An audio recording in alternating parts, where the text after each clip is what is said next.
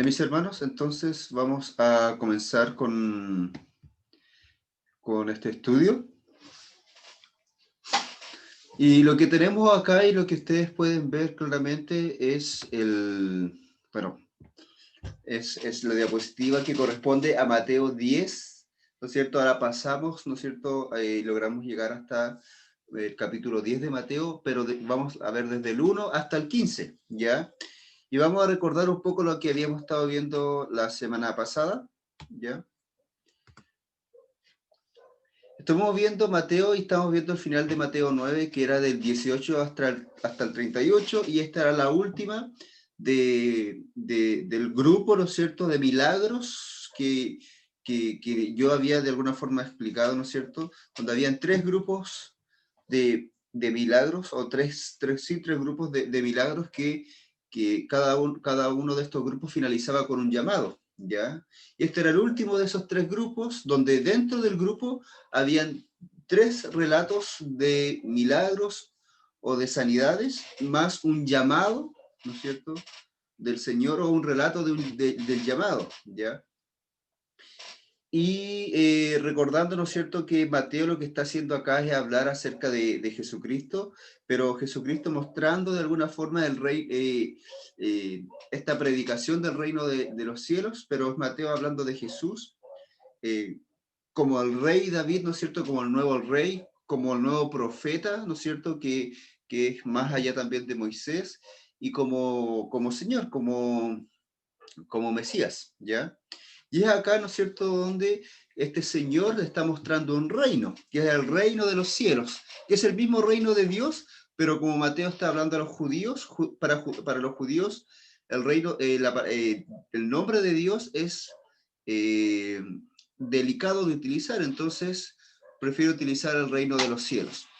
Así que lo que nosotros estamos viendo acá primeramente es esta parte, y cuando Jesús, ¿no es cierto?, proclama el reino de los cielos, lo que hace después es enseñar acerca del reino de los cielos a través, ¿no es cierto?, del Sermón del Monte, y luego en estas triadas, en estos grupos de milagros, Él muestra o establece y manifiesta el reino de los cielos en la vida de ciertas personas que nosotros veíamos que tenían características especiales, como eran personas que eran desechadas, personas que eran tal vez no eran valoradas, ¿no es cierto?, discriminadas, que tenían algún tipo de situación en las cuales para la sociedad tal vez no merecían o no estaban, ¿no es cierto?, cercanos a Dios, o no merecían, ¿no es cierto?, la ayuda o la manifestación de Dios en sus vidas, ¿ya? Y veíamos cómo el reino de Dios a través de Jesús se manifestaba en la vida de estas personas, ¿ya?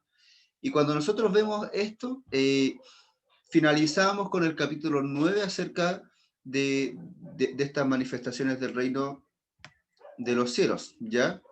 Vemos acá, ¿no es cierto?, que hablaba sobre la mujer, ¿no es cierto?, la hija de Jairo, esta mujer, ¿no es cierto?, que tenía el flujo de sangre, donde Jesús sana a ambos, ¿no es cierto?, a ambas mujeres.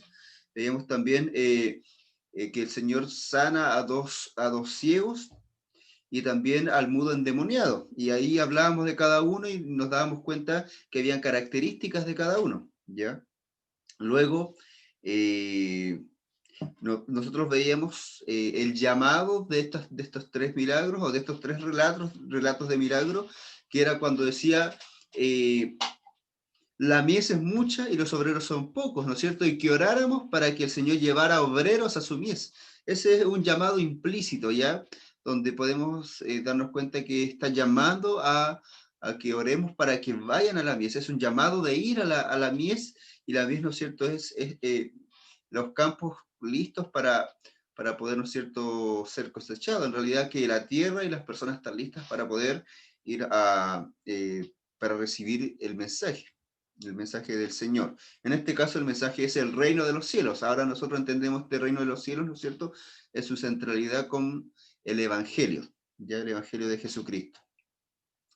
Ahora, hermanos, nosotros veíamos claramente este último grupo, y ahora pasamos al capítulo 10. Ya lo que nosotros vemos en el fondo de la pantalla como imagen son dos personas caminando, ¿ya? Y es porque Mateo 10 nos habla de algo muy interesante que es la misión que Jesús les da a los discípulos. Como les decía, ¿no es cierto? Jesús predica el reino de los cielos, luego enseña del reino de los cielos, luego, ¿no es cierto?, establece el reino de los cielos a personas, lleva el reino de los cielos a ciertas personas, y ahora manda a los discípulos a que hagan este mismo trabajo de llevar el reino de los cielos a los demás, ¿ya? Y nos vamos a dar cuenta de esto, y nos vamos dando cuenta que Mateo tiene una secuencia donde se va entregando este tema del reino de los cielos, ¿ya? Vamos a darnos cuenta que esto es del 1 hasta el 15 y hay dos temas principales. El primero es del Mateo 10, del 1 al 14, ¿ya? Pongan atención, yo voy a estar preguntando, ¿no es cierto? Si es que no hay preguntas, así que hay para que ustedes, o comentarios para que ustedes puedan también participar, ¿ya? Para esto, ¿ya? Así que le voy a pedir a mi hermana Delfina, que está por ahí, que ella pueda leer Mateo 10, del 1 al 4.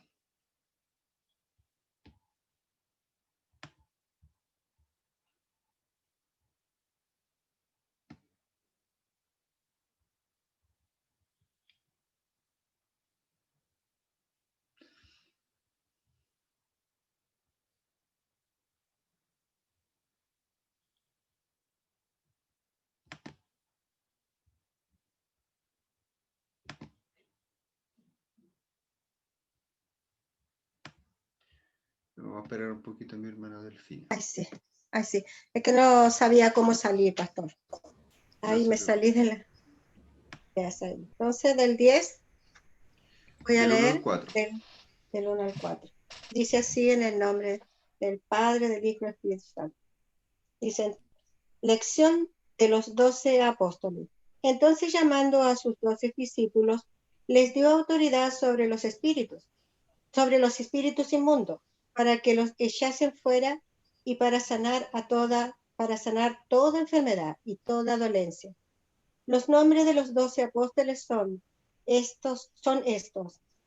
Primero, Simón, llamado Pedro, y Andrés, su hermano, Jacobo, hijo de Zebedeo, y Juan, su hermano, Felipe, Bartolomé, Tomás, Mateo, el publicano, Jacobo, hijo de Alfeo, Lebeo, por sobrenombre Tadeo, Simón, el cananista, y Judas Iscariote, el que también le entregó. Muchas gracias, mi hermana Delfina. Primeramente, ¿no es cierto?, en este evangelio, al menos que es Mateo, es la primera vez donde es nombrado o son nombrados los discípulos, que en sí son los apóstoles, ¿no es cierto? La palabra apóstol es enviado, significa enviado.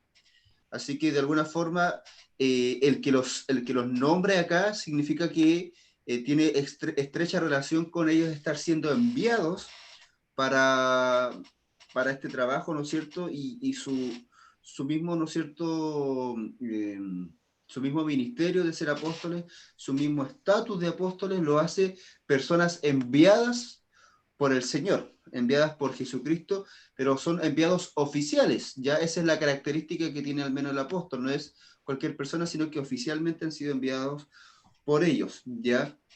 Vemos acá claramente que hay, están los 12, pero ustedes se van a ir dando cuenta, si ustedes leen otros evangelios, que cuando son nombrados los 12, hay algunas variaciones incluso de nombre, y es porque algunos de ellos están, ¿no es cierto?, tienen son llamados de otra forma, ¿ya?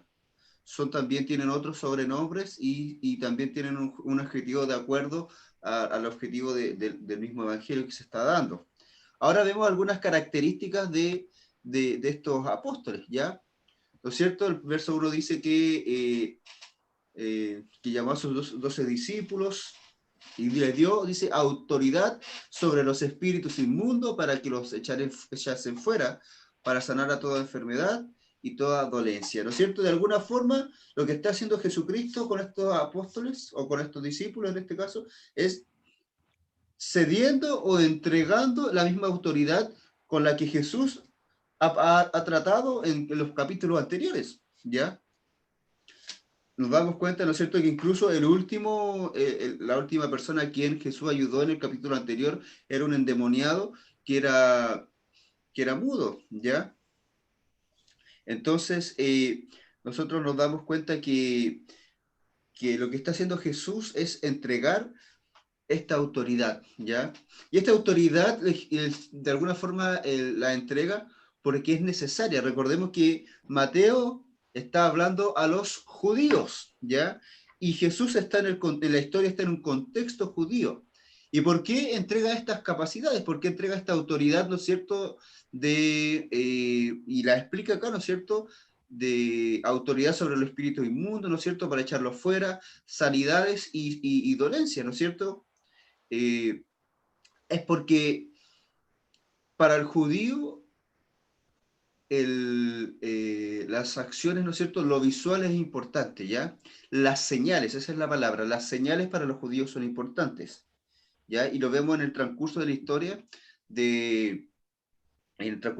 del Antiguo Testamento, cómo el Señor se mostró a través de señales visibles al pueblo, ¿ya? Entonces, su trasfondo, su historia, ¿no es cierto? E incluso el mismo ministerio de Jesús está acompañado de señales que son las que corroboran, ¿no es cierto?, las que afirman o reafirman para los judíos que Jesús es el Mesías, ¿ya?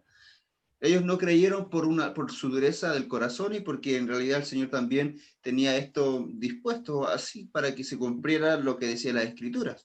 Pero las señales eran parte, ¿no es cierto?, del plan de que Jesús pudiese validar su ministerio como el Mesías, ¿ya?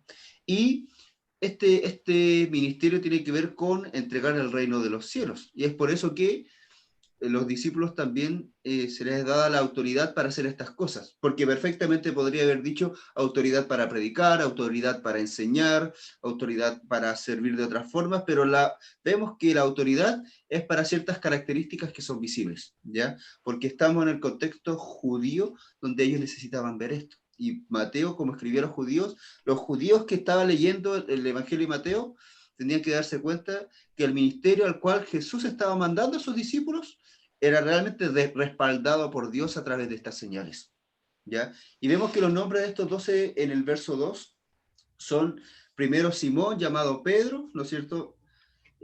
Su hermano Andrés, ¿no es cierto? Que ellos eran pescadores y siguieron a Jesús. Jacobo, hijo de Zebedeo, y Juan su hermano, que también ellos eran pescadores y siguieron a Jesús. Luego vemos, ¿no es cierto?, otros nombres como Felipe, Bartolomé, Tomás, Mateo el publicano, ¿no es cierto? Acá hay ciertas características que nombra y nosotros debemos entenderlas. Mateo el publicano, ¿ya? Que es el que está escribiendo el libro, que este Mateo ¿no es cierto?, invitó a Jesús y, ¿no es cierto?, decía que comía con publicanos y con pecadores, porque Mateo era un publicano, una persona que había de alguna forma con lo que estaba haciendo, que recaudar impuestos, era recaudar y servir al imperio romano, era un traidor, era un pecador para el pueblo judío, por eso tiene esta connotación de publicano. Jacobo, hijo de Alfeo, Lebeo, por sobrenombre Tadeo. Simón el cananita y Judas Iscariote, el que también le entregó. Es interesante, hermanos, porque cuando vemos Simón el cananita, está hablando de que en otros evangelios se le llama Simón el celote, ¿ya? Celote porque, y acá cananita tiene el sentido de que él viene de Canaán, ese es el objetivo, pero implícitamente por dentro está queriendo decir que esta persona también está siendo de allá o tenía una característica que el otro evangelio la nombran mejor, que este era, ¿cierto?, era un radical, una persona que realmente estaba dentro de un partido, entre comillas, político nacional, donde ellos por la fuerza deseaban, ¿no es cierto?, librar al pueblo judío del dominio romano, ¿ya? Entonces, acá había algo interesante, había un publicano y un celote, en un mismo grupo, donde el celote, ¿no es cierto?, Simón debía odiar a Mateo, porque traicionó a la patria. Pero sabemos que, y entendemos que el Señor de tal forma ha tocado los corazones de estas personas, que estas diferencias ya no son válidas, ¿ya? Estas diferencias carnales, por decirlo de alguna forma, ya no son válidas. Y al final, ¿no es cierto?, dice Judas Iscariote. Iscariote tiene que ver, muchos atribuyen esto de su raíz, donde quiere decir que es un nombre que viene de Iscariot, me parece que así se llama, un lugar, ¿no es cierto?, y es en realidad Iscariote porque él viene tal vez de ese lugar. Ahora, lo importante de esto de que es nombrado como Judas Iscariote es que todos los demás discípulos vienen de Canaán, pero Judas venía de otra parte, no venía de Canaán. ¿Ya? Eso es importante en ese sentido. Y en realidad esto es lo que nosotros podemos decir de los discípulos en sí, ¿ya? Son nombrados porque van a ser enviados, ¿ya? Ahí les puse una fotito, ¿no es cierto?, donde simula, porque no sabemos cómo son las caras de los discípulos, donde vemos al centro a alguien que, ¿no es cierto?, que debiese ser Jesús, y nos damos cuenta que son personas naturales, normales. No escogieron a personas sobrehumanas que tuvieran grandes características. Habían pecadores, ¿no es cierto? Habían extremistas, habían publicanos, habían pescadores, había de todo, pero personas del común, ¿ya? Además, era muy probable que cada una de estas personas fuese muy joven, ¿ya?, a la hora de ser llamados por Jesús.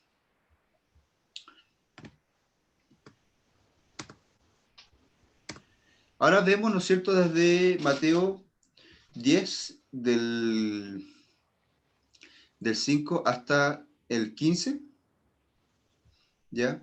Algunas características, ya yo las dividí para poder hablar, ¿no es cierto?, porque el llamado que hace Jesús acá es bastante específico, porque este llamado es un llamado que dura todo el capítulo, ¿ya? No es un llamado, en realidad es un enviar, ¿ya? Es una comisión, ¿no es cierto?, como se dice la gran comisión, pero en este caso es una comisión temprana de sus discípulos que dura en realidad todo el capítulo, y esta es como la primera parte de esta comisión, de este mandato, ¿no es cierto?, que le hace a sus discípulos. Y ahí los dividí en algunas partes. Y vamos a ver a qué se refiere, ¿ya? Del verso, ¿no es cierto?, 5 y 6 nos dice lo siguiente. Os vamos a leer primero todo el verso mejor, todo el texto. Y le quiero pedir a ver quién está acá disponible.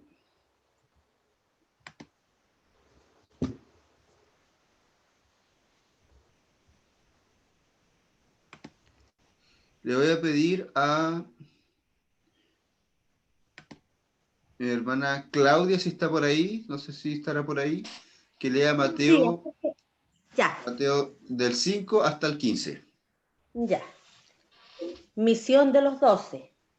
A estos 12 envió Jesús y les dio instrucciones diciendo: por camino de gentiles no vayáis, y en ciudad de samaritanos no entréis, sino id antes a las ovejas perdidas de la casa de Israel. Y yendo, predicad, diciendo: el reino de los cielos se ha acercado. Sanad enfermos, limpiad leprosos, resucitad muertos, echad fuera demonios. De gracia recibisteis, dad de gracia. No probéis de oro, no os proveáis de oro, ni plata, ni cobre en vuestros cintos, ni de alforja para el camino, ni de 2 túnicas, ni de calzado, ni de bordón, porque el obrero es digno de su alimento.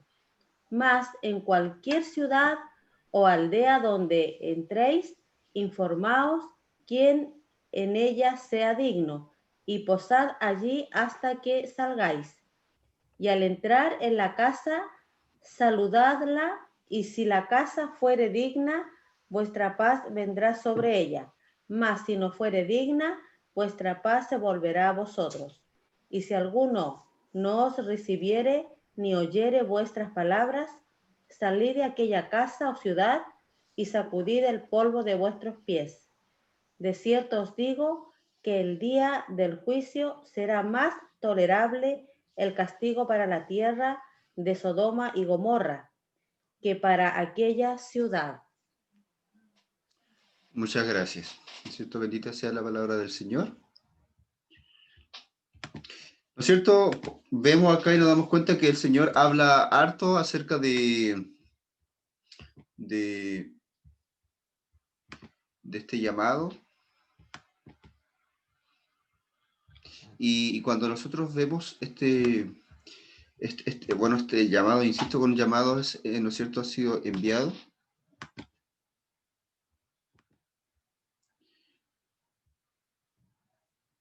Espérame un poquito.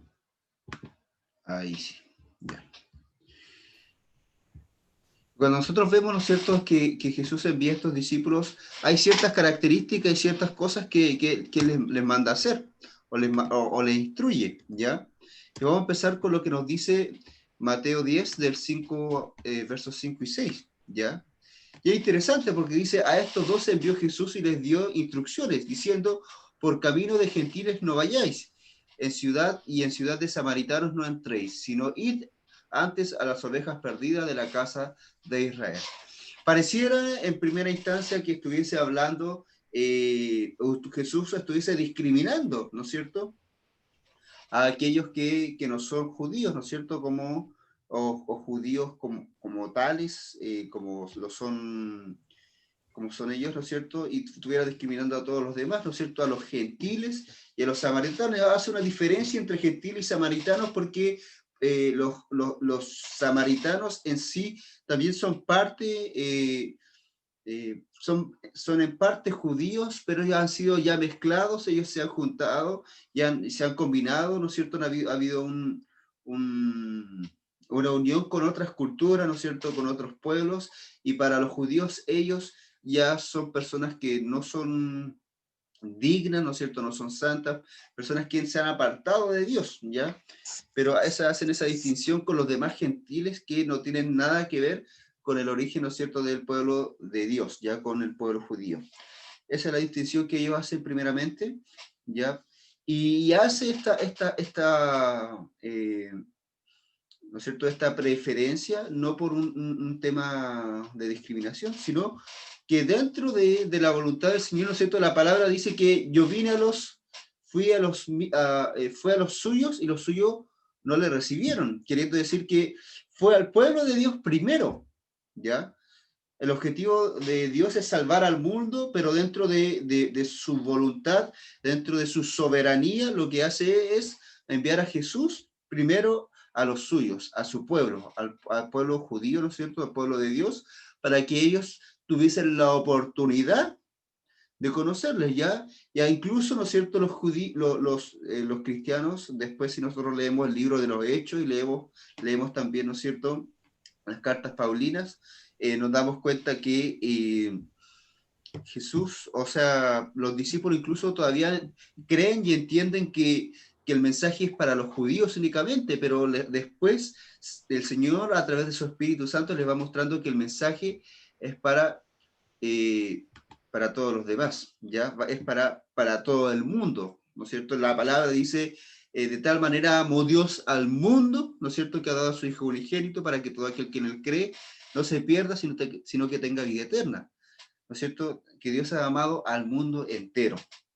Entonces nosotros nos damos cuenta que esta primera parte es dentro de la soberanía de Dios lo que Él decide, de ir primero al pueblo de Israel, para luego ir ¿no es cierto?, a los gentiles. Incluso cuando nosotros nos damos cuenta del ministerio de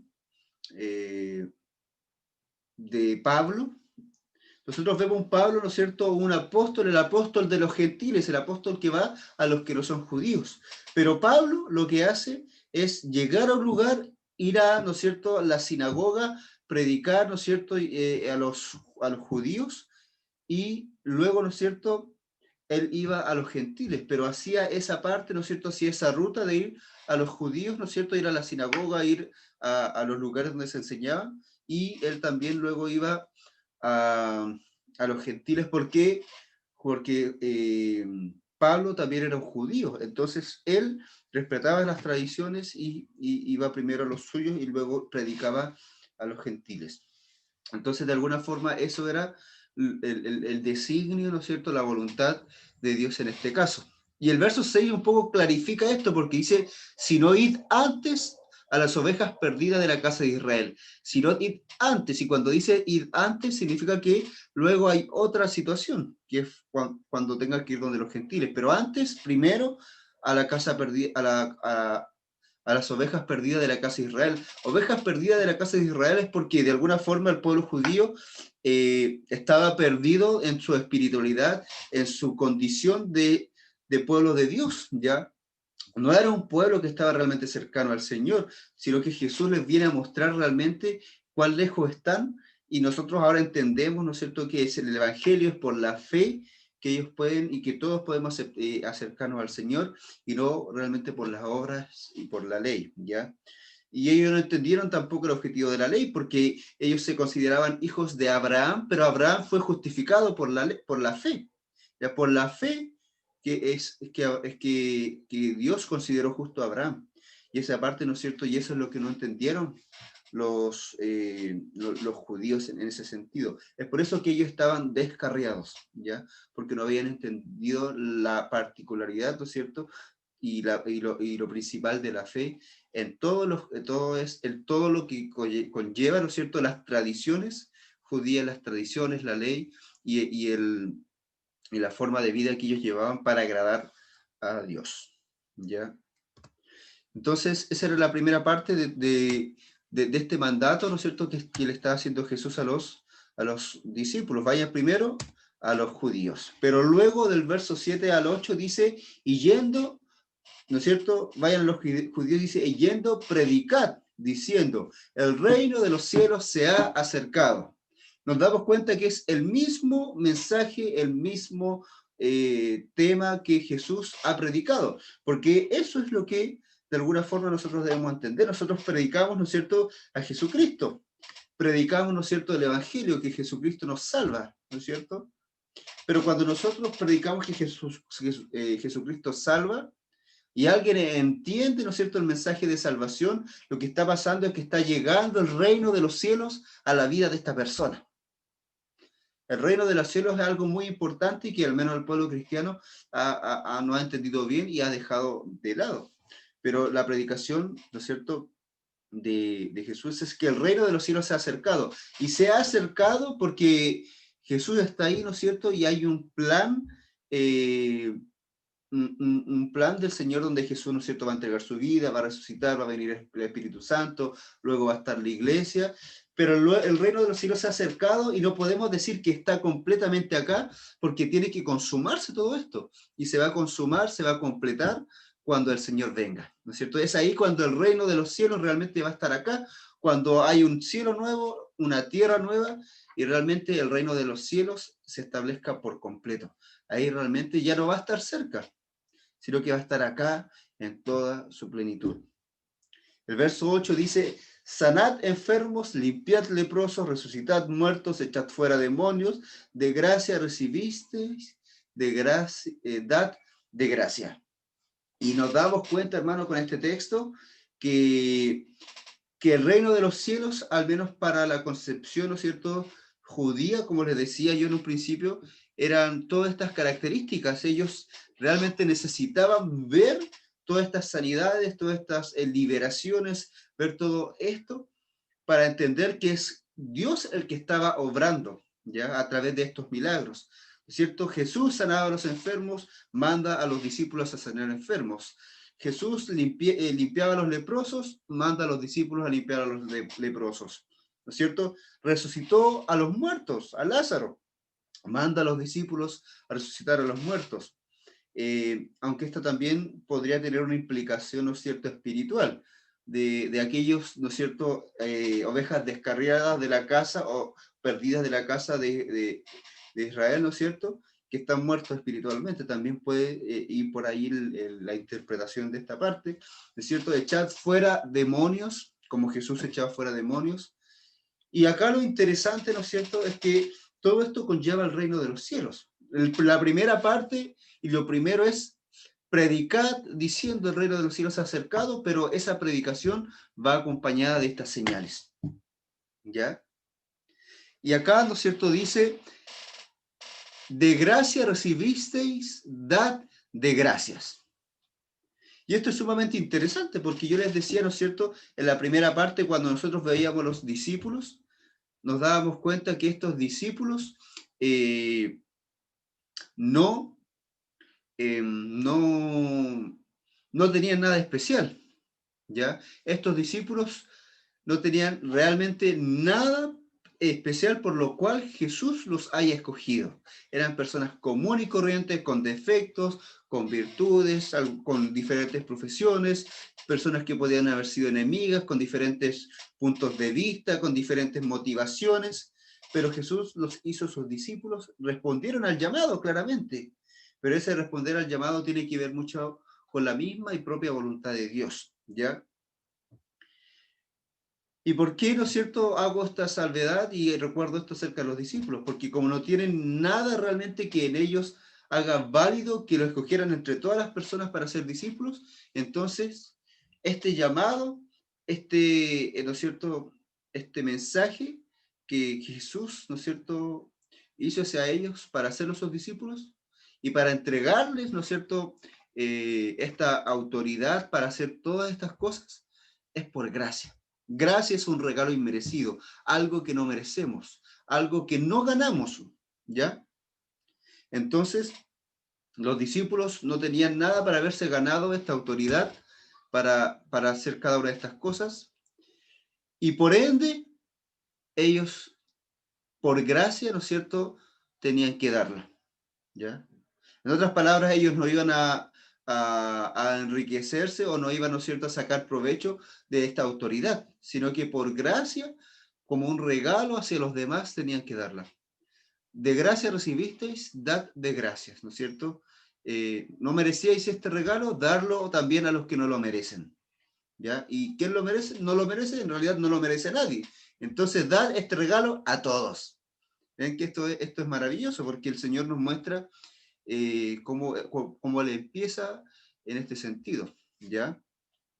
Y también tiene sentido en que ellos podían haberse sentido con la facultad de sí ser dignos de recibir todo esto por ser judíos, pero nos damos cuenta que al decir Jesús que por gracia lo recibisteis, es que ni siquiera esa característica los facultaba a ellos para tener esta autoridad. Y lo cierto les dice que ellos vayan a los judíos diciendo que por mismo ser judíos, tampoco merecen ninguna de estas sanidades, ninguna de estas liberaciones, ninguna de estas características, no merecen, ¿no es cierto?, la predicación del reino de los cielos y la manifestación del reino de los cielos en su vida, pero por ende, ¿no es cierto?, es gracia, algo que no merecemos y que Jesús y que el Señor nos ha querido dar. Entonces, lo primero, ir a los judíos. Segundo, dotados de esta autoridad para hacer todos estos milagros, para darlos, ¿no es cierto?, con gracia. Mateo, ¿no es cierto?, 10, del 9 al 11, nos dice después otra característica, ¿ya? Y es, no os proveáis de oro, ni plata, ni cobre en vuestros cintos, ni de alforja para el camino, ni de 2 túnicas, ni de calzado, ni de bordón, porque el obrero es digno de su alimento, ¿ya? Mas en cualquier ciudad o aldea donde estéis informados, quien en ella sea digno y posad allí hasta que salgáis.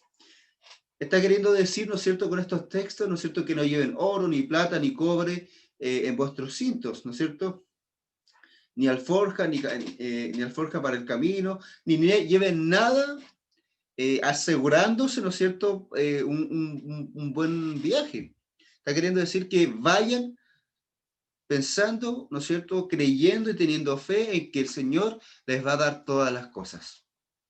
Eso de alguna forma es lo que ellos están diciendo acá. El Señor quiere, al hacer su voluntad, es el mismo Señor el que los está enviando, por ende, el que los envía les provee de todo lo que necesitan, ¿ya? Es por eso que no tienen que llevar nada, ¿no es cierto?, más allá de lo que llevan puesto, ¿ya? ¿Por qué dice? Porque el obrero es digno de su salario, o de su alimento, acá dice, ¿no es cierto? Digno de su alimento porque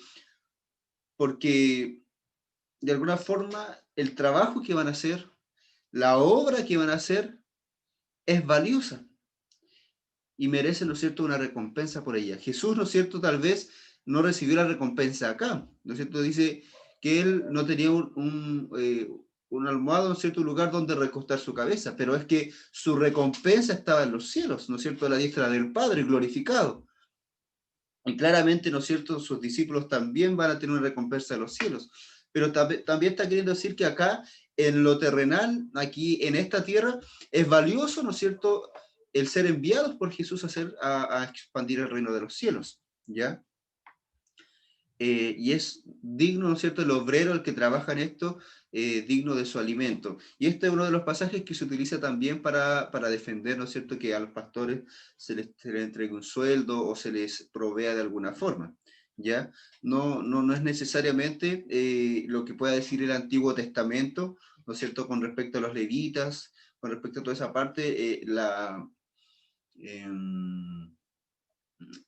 el texto más adecuado, ¿no es cierto?, para defender el tema, ¿no es cierto?, de la provisión a los pastores, pero este sí es uno de los textos, ¿ya? El verso 11 nos dice, más en cualquier ciudad o aldea donde estéis, informaos quién en ella sea digno y posad allí hasta que salgáis. Está queriendo decir que, ¿no es cierto?, que si el obrero es digno de su salario o de su alimento, no lo tiene que resolver él eso, ¿no es cierto? Donde está, donde va a llegar, tiene que buscar tenía que buscar un lugar donde hubiesen personas, ¿no es cierto?, dignas.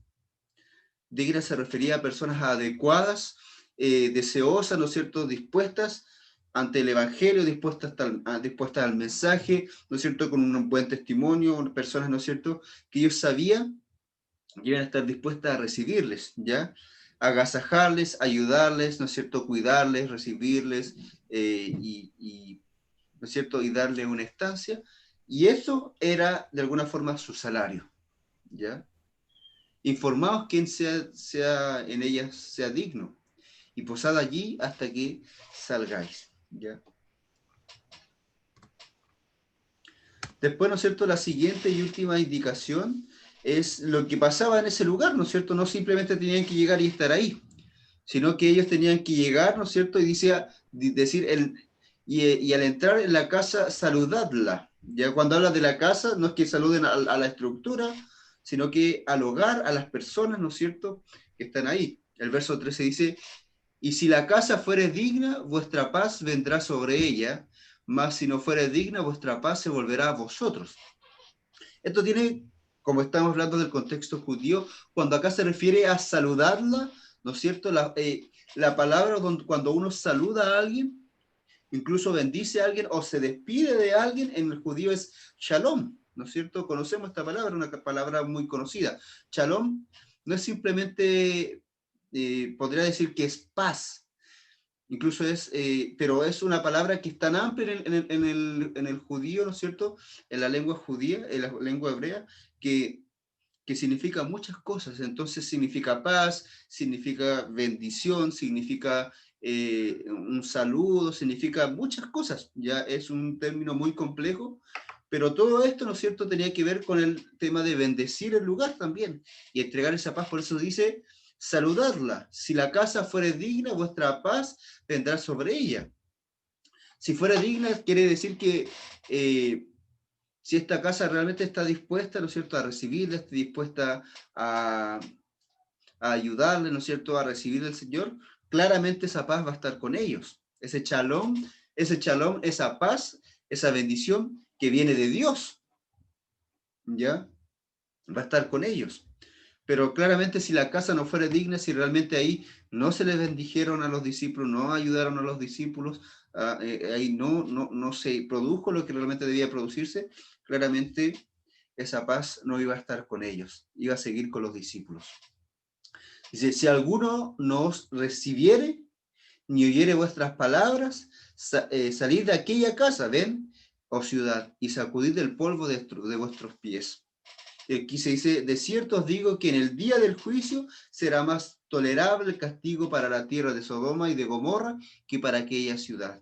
Queriendo decir que aquellos que no escucharon la palabra del Señor, aquellos a quienes sí le predicaron a aquellos que sí escucharon el Evangelio, aquellos que sí escucharon, ¿no es cierto?, el mensaje de salvación o el mensaje, en este caso, del reino de los cielos, porque es arrepentidos, ¿no es cierto? El reino de los cielos se ha acercado. Este tema del arrepentimiento tiene mucho que ver con la nueva vida que uno tiene que adquirir de parte del Señor, ¿ya? Pero aquella ciudad o aquella casa que no escuchara esto, ¿no es cierto?, dice que los discípulos tenían que sacudir el polvo de sus pies, ¿no es cierto?, en signo, como en representación de que ellos, podríamos decir, se lavan las manos, se limpian para decir esto, nosotros ya nos hacemos, ¿no es cierto?, ya no nos hacemos cargo de esto, nosotros predicamos y ellos no quisieron escuchar. Y es por eso que dice, de cierto os digo que en el día del juicio será más tolerable el castigo para la tierra de Sodoma y de Gomorra que para aquella ciudad. Sodoma y Gomorra, ¿no es cierto?, en el Antiguo Testamento son dos ciudades que estaban en gran pecado, ¿no es cierto? Había un gran libertinaje, las personas de esa ciudad hacían lo que querían y estaban completamente lejos de Dios, y a tal punto que Dios dice, ¿no es cierto?, el relato que destruye Sodoma y Gomorra, ¿ya? Lo interesante es que Sodoma y Gomorra lo más probable es que no conocían, ¿no es cierto?, el mensaje que en este momento se está predicando, ¿no es cierto?, de acuerdo a Mateo. Y es más perjudicial o es más complejo conocer el mensaje y no hacer caso que no conocer el mensaje, ¿ya? Es peor para nosotros cuando entendemos y conocemos la palabra y no hacemos casos. Por eso el castigo va a ser peor en el juicio final, ¿no es cierto?, cuando venga el Señor, para aquellos que conocían el mensaje y no quisieron hacer caso, que para aquellos que sí, que conocían el mensaje y no quisieron caso, y va a ser peor, y va a ser peor para ellos que para aquellos que simplemente no conocían el mensaje y por ignorancia vivían como vivían, ¿ya? Eso es lo que nosotros debemos entender. Y cuando nosotros vemos este texto, ¿no es cierto?, de Mateo, nos damos cuenta que esta visión es compleja. Esta visión, como les digo, Jesús la explica en todo el capítulo 10. Pero esta misión es de llevar al reino de los cielos, ¿ya? Como les decía, Jesús primero mostró todo con respecto a esta misión para luego enviar a los discípulos, a estos 12, que luego, ¿no es cierto?, iban a ser los apóstoles.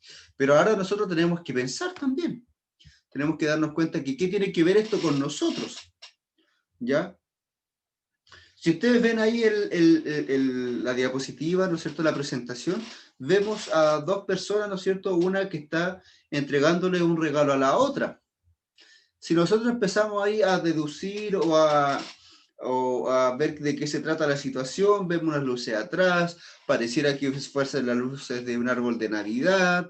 Yo puse esta imagen porque nosotros, por ejemplo, ahora estamos cercanos a la Navidad. La celebración que está más cercana es esta, la Navidad.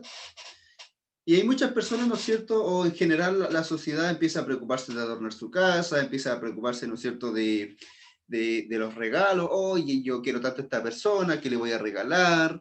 O qué vamos a comer ese día, qué vamos a hacer, qué no se va a hacer.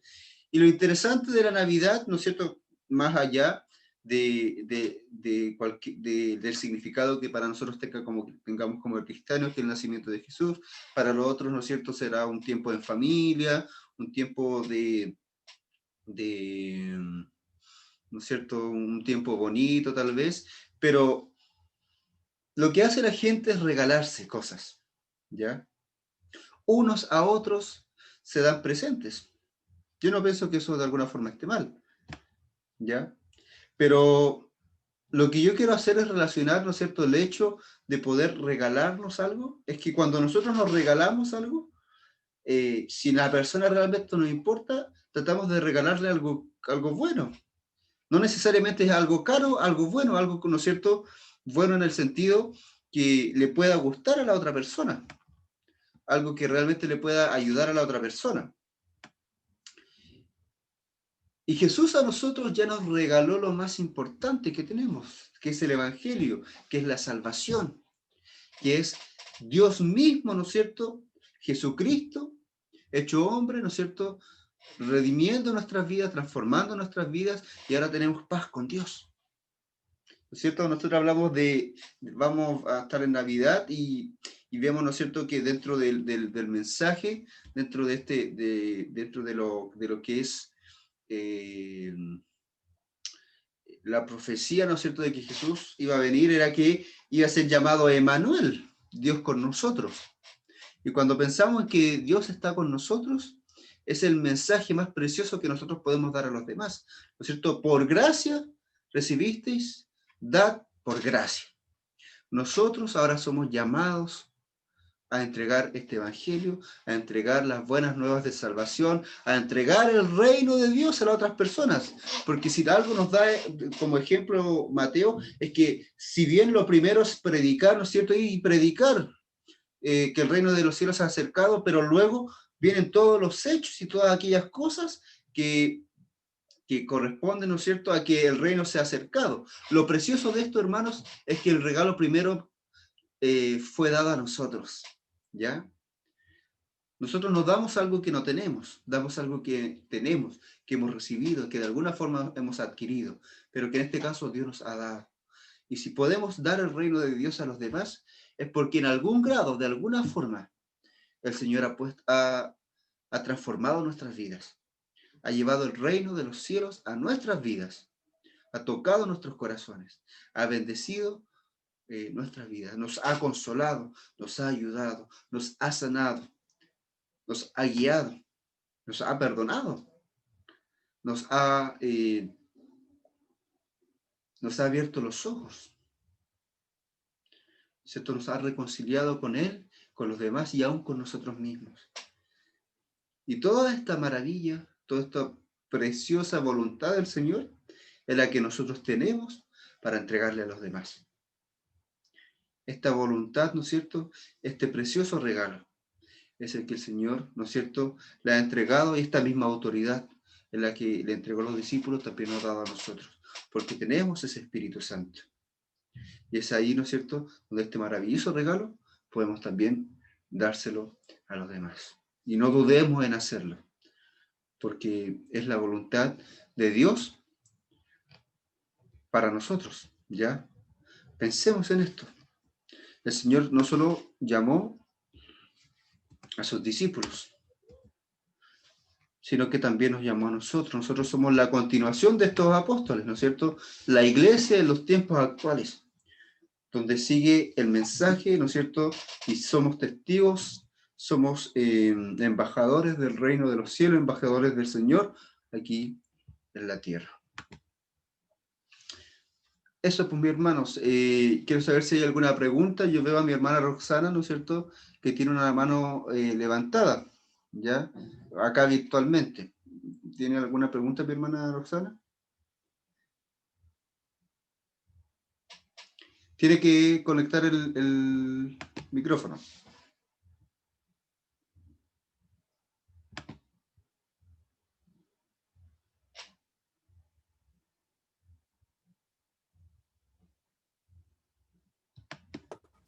¿Ahí? Ahí sí. El mensaje a mí me quedó claro, pero hay una parte donde dice que primero se le va, cuando Jesús le dice a los discípulos que primero tenían que ir a hablarle a los hijos de Israel. ¿Ya? Mm. Eso me quedó claro, pero el Señor, porque aquí estaba leyendo, dice, mientras tanto, el Evangelio debe ser propagado a todas las naciones, que eso está claro, a todas las naciones del mundo. Dice, cuando Israel se arrepienta,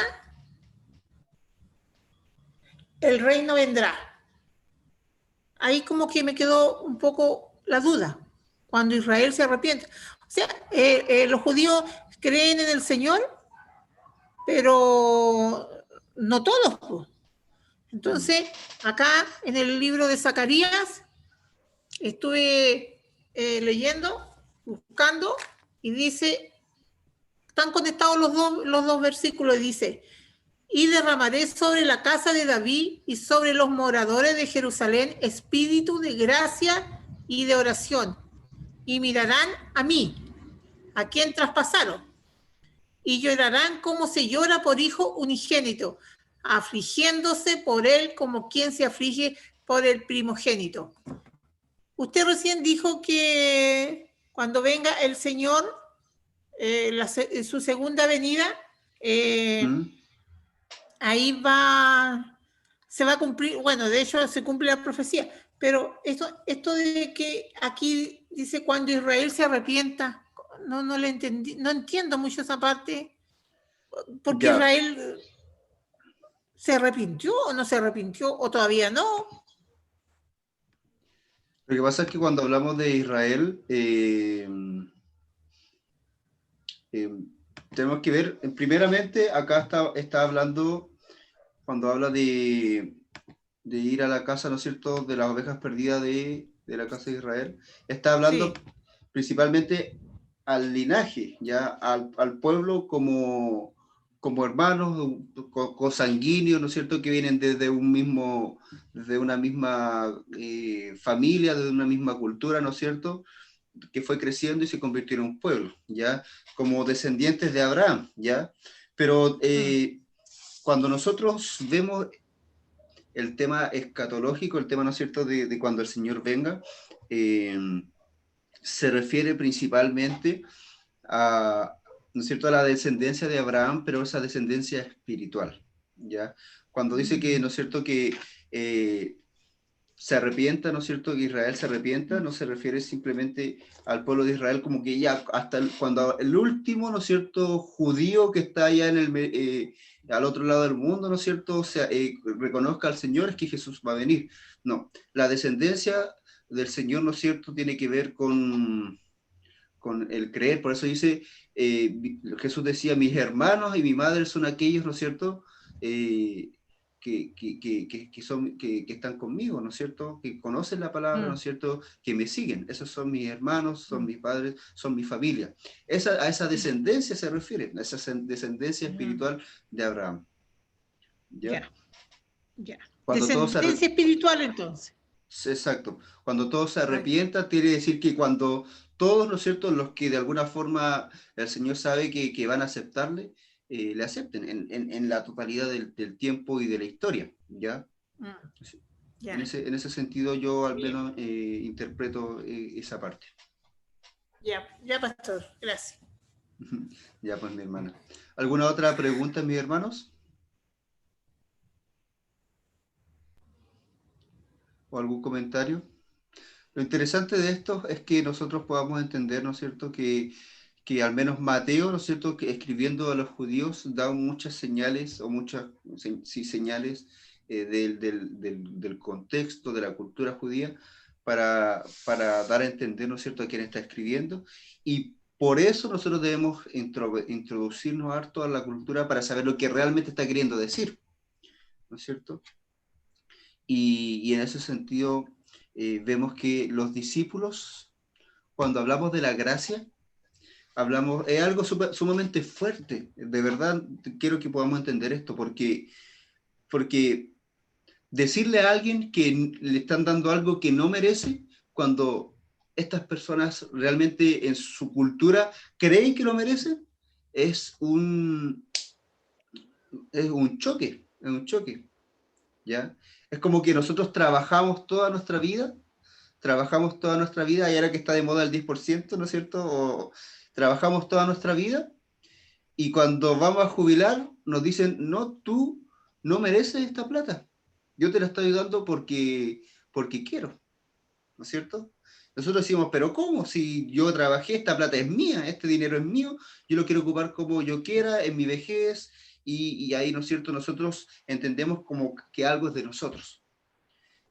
Todos los judíos, siendo, ya mi hermana Delfina, ahí le voy a dar la palabra, todos los judíos, ¿no es cierto?, sabiendo ellos que eran hijos de Abraham, sabiendo ellos que eran descendencia, ¿no es cierto?, de Abraham, ellos ya pensaban y creían que tenían las bendiciones de Dios, por el simplemente hecho de ser de esa descendencia, de tener sangre, tener esa sangre.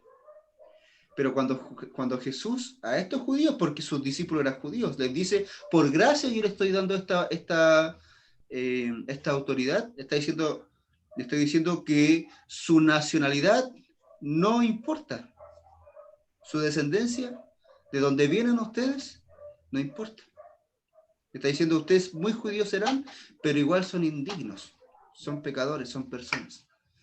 Y es por gracia, ¿no es cierto? Entonces, si a ustedes les he dado por gracia también ustedes den a los demás. Lo mismo puede pasar con nosotros. Quizás nosotros conocemos al Señor, conocemos todo, pero hay veces que toda esta gracia se nos olvida y pensamos que merecemos las cosas que el Señor nos da.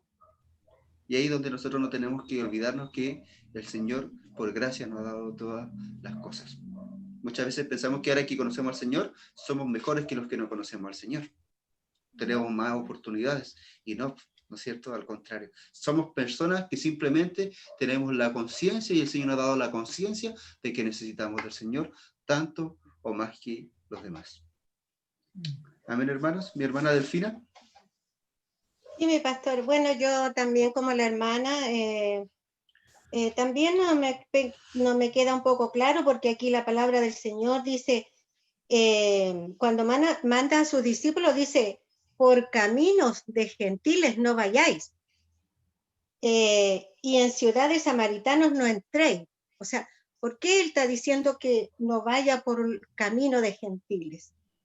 Y si no, dice, id a las ovejas perdidas de la casa de Israel. O sea, es como que, o sea, para mí es como que Jesús primero vino a su pueblo, porque su pueblo es Israel. Entonces, como yo leo acá, me gustaría que usted me lo explicara, pastor. Gracias. Ya, mi hermana. Sí, miren, principalmente es por designio del Señor. Cuando hablo de designio, hablo de su voluntad. Él lo decidió así como un Dios soberano. Ya hay cosas que Dios decide y que son así porque nosotros solo tal vez lo vamos a entender cuando estemos en su presencia y tengamos la capacidad de entenderlo. Son designios. Por otro lado, yo personalmente creo en algo que se llama la revelación progresiva, ¿ya? Un progreso, un desarrollo de la revelación del Señor para el ser humano. Nosotros vamos viendo en la historia, ¿no es cierto?, de la Biblia, cómo el Señor de a poco se va revelando, ¿no es cierto? Al principio estaba el Señor, la gente le servía al Señor, pero no sabían cómo se llamaba, por ejemplo. Luego, ¿no es cierto?, revela cómo se llama, después va revelando, ¿no es cierto?, su voluntad a través de las tablas, ¿no es cierto?, de los mandamientos, y se van desarrollando después la ley, y después, ¿no es cierto?, viene Jesús, y con Jesús, ¿no es cierto?, el Señor nos muestra de alguna forma la totalidad de su voluntad, que además después tiene que ir siendo desarrollada hasta lo que conocemos ahora. Si nosotros conocemos un poco de la historia de la iglesia, lo que nosotros creemos ahora no era lo que siempre se creyó desde la iglesia primitiva, sino que hubieron concilios, hubieron un montón de situaciones donde tuvieron que zanjarse temas y doctrinas para que ahora nosotros tuviéramos lo que tenemos, ¿ya? Para decir, no, la salvación es por gracia y nosotros lo sabemos, no porque fue tan fácil de deducir en la Biblia, sino que hubieron muchas personas que tuvieron que llegar a esto, ¿no es cierto? La misma, por ejemplo, la misma, se me fue la palabra, nosotros somos protestantes por la misma, se me fue la palabra. como el tiempo, ¿no es cierto?, de Lutero, ¿no es cierto?, donde hace ¿La reforma? La reforma, ¿no es cierto? Eso. La reforma, no me acordaba de la palabra, gracias, mi hermana. Donde el Señor va revelando, ¿no es cierto?, el tema, y el ser humano va entendiendo más lo que quiere el Señor. ¿Qué pasa con esto? Yo pienso que el Señor no nos muestra así todo porque nosotros no somos capaces de resistir toda la revelación de Dios, porque la revelación de Dios trata de Dios mismo, y el ser humano no puede resistir a Dios completamente, la condición de pecadores que estamos. Es por eso que cuando alguien se aparecía en el Antiguo Testamento, delante, el Señor se aparecía a alguien, las personas temían y no querían mirar porque iban a morir. ¿Qué pasa con esto? ¿Por qué le explico esto? El pueblo de Israel no estaba preparado para entender que su salvación y que el evangelio era para todas las personas. ¿Ya? Entonces, la revelación de esto para el pueblo de Israel tuvo que ser progresiva. Progresiva porque primero ellos tenían que entender, que su ley no era la que los iba a salvar. Tenían que entender, ¿no es cierto?, que era Jesucristo, tenían que entender, ¿no es cierto?, que después viniese el Espíritu Santo, tenían que entender, ¿no es cierto?, que después que se formara con eso la iglesia, que se constituyeran, ¿no es cierto?, los apóstoles como líderes de la iglesia, que vinieran los dones espirituales, que vinieran todas estas cosas, para también el Señor después decir, ¿saben? También los gentiles son parte de mi plan. En ese sentido, yo pienso que no estoy diciendo que el Señor no tenga a Israel como su pueblo especial, como el pueblo de Dios. Lo que quiero decir y pienso que lo hizo así en lo práctico porque el pueblo de Israel no podía en primera instancia comprender y entender y resistir que ellos no eran el pueblo exclusivo, único, porque no son los únicos salvos, no son los únicos, ¿no es cierto?, que pueden estar en relación con el Señor. No podían entender eso a primeras.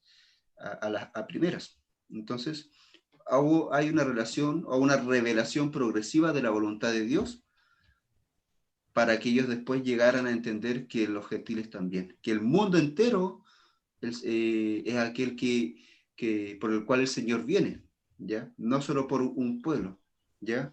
Entonces, por eso primero los judíos y sus discípulos van a los judíos, por un designio de él, porque el pueblo de Dios, pero también, pienso yo, porque ellos no estaban preparados. Eso, mi hermana. ¿Alguna otra pregunta? Si no es así, oremos, mis hermanos, para ir finalizando.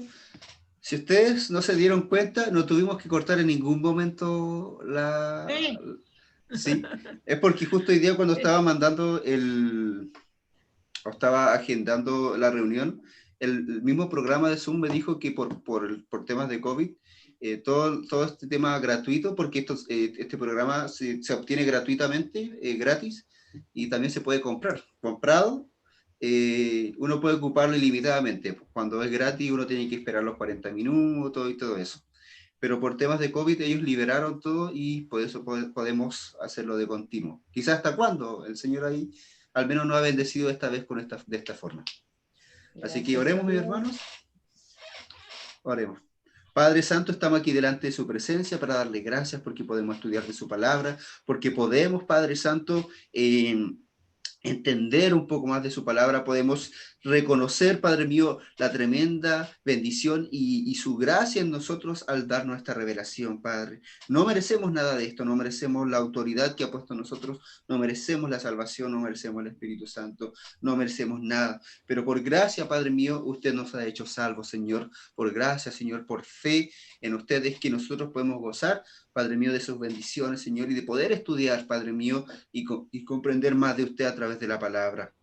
Bendíganos, Señor, ayúdenos, Padre Santo, a entender, Señor, a escudriñar, Padre Santo, para que seamos firmes, Señor, en su evangelio, firmes, Señor, en su palabra, y que nadie pueda confundirnos, Padre Santo, o engañarnos, Señor. En el nombre de Jesús, te pido que cada día usted nos hable más acerca de este evangelio que es precioso, Señor, de Mateo, y así también de toda la palabra.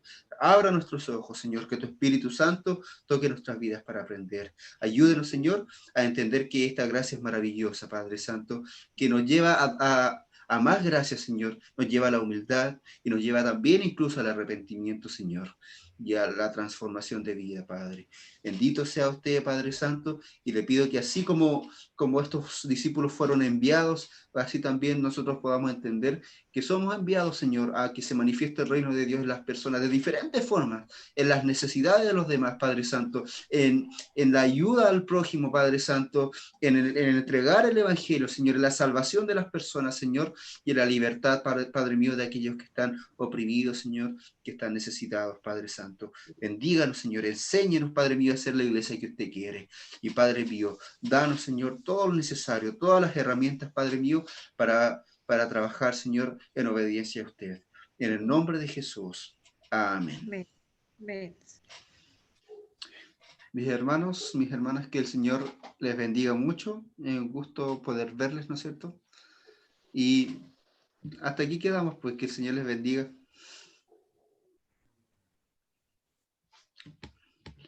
Voy ahí a quitarlos, ¿no es cierto? Ahora están desbloqueados si quieren despedirse.